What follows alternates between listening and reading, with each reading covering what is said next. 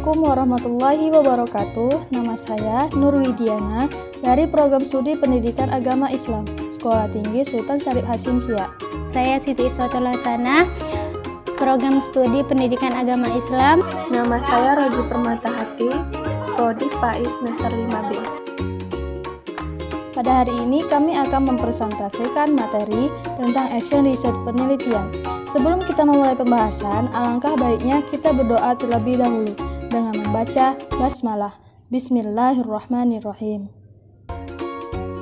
Di sini kami akan menjelaskan apa itu action research atau penelitian tindakan, tujuan action research, manfaat dari penelitian dalam pendidikan, karakteristik dari penelitian tindakan kelas, yang terakhir kelebihan dan kekurangan dari penelitian tindakan. Di sini kami akan menjelaskan apa yang dimaksud dengan action research atau penelitian tindakan. Dalam bahasa Indonesia, action research diterjemahkan dengan penelitian tindakan. Namun, ada juga yang menyebut dengan kaji tindak.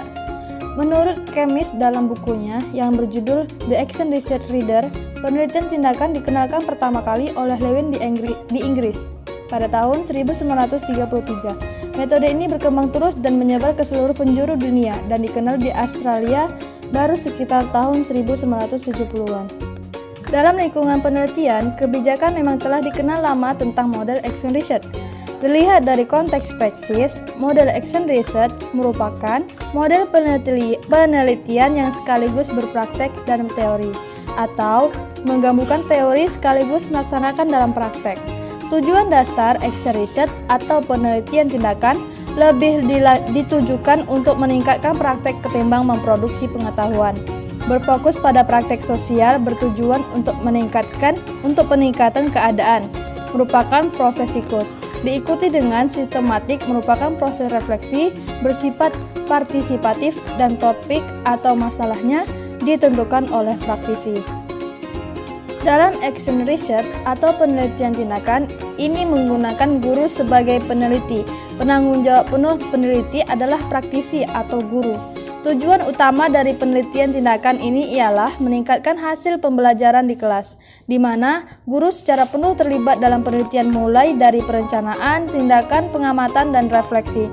Dengan demikian, praktek pembelajaran di kelas diperbaiki oleh guru itu sendiri secara sadar dan terencana dengan baik. Baiklah, saya akan melanjutkan penjelasan dari teman saya yang selanjutnya, yaitu nomor 2, manfaat action research penelitian PTK bagi sekolah. Guru yang melakukan perubahan kinerja yang profesional, maka sekolah akan berkembang sangat pesat karena ada hubungannya antara berkembang suatu sekolah dengan berkembangnya kemampuan guru.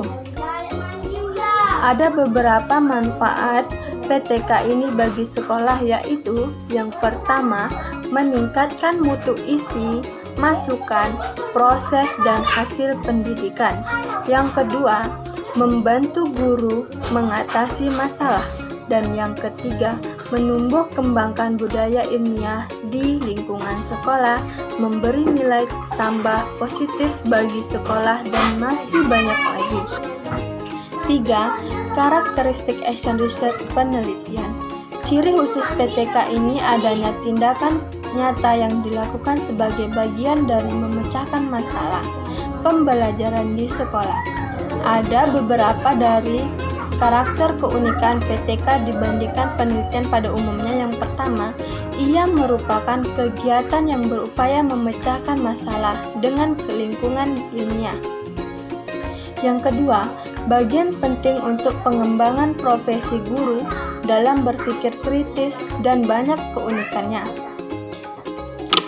Adanya kolaborasi kerjasama antara guru dan dosen ialah salah satu ciri khas PTK. Dengan kolaborasi ini, mereka bisa menggali dan mengkaji proses permasalahan yang dihadapi oleh guru atau siswa. Kolaborasi menentukan keberhasilan PTK, terutama mendiagnosa masalah, merencanakan tindakan, menganalisis data, dan menelusuri hasil laporan.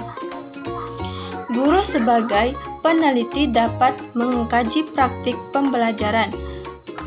Guru sebagai peneliti dapat mengkaji politik pembelajaran, melakukan PTK tanpa mengganggu tugasnya, mengkaji permasalahan, melakukan kegiatan, dan lain-lain.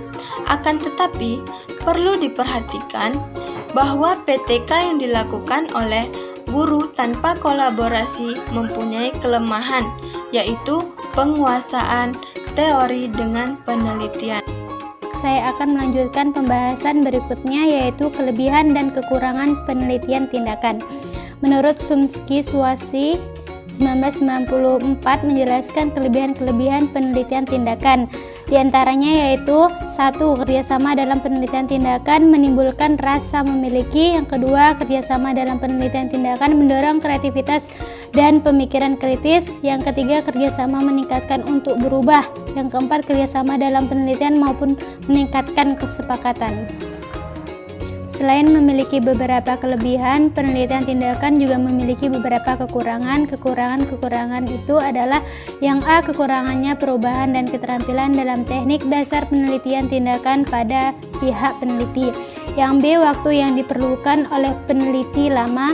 Yang C. Perbedaan konsepsi dalam. Yang D. Kekurangan lainnya adalah mengajak orang lain untuk berubah sebagai suatu metode penelitian. Penelitian tindakan kelas memiliki sejumlah kelebihan untuk digunakan oleh guru dalam rangka memperbaiki proses pembelajaran dan hasil-hasil belajar siswa. Yang jelas, guru bisa melaksanakannya sendiri sambil tetap menjalankan tugas mengajarnya dan kegiatan itu dilaksanakan secara berkelanjutan. Namun demikian, selain memiliki beberapa kelebihan-kelebihan, penelitian tindakan kelas juga memiliki sejumlah kelemahan. Memahami kelebihan dan kelemahan penelitian tindakan kelas ini sangat penting bagi seorang guru, karena dengan memahami kelebihan dan kekurangannya, penelitian dapat mengurangi kekurangan dan memaksimalkan. Inilah presentasi dari kelompok 9 mata kuliah metode penelitian pendidikan Islam. Sekian, wassalamualaikum warahmatullahi wabarakatuh.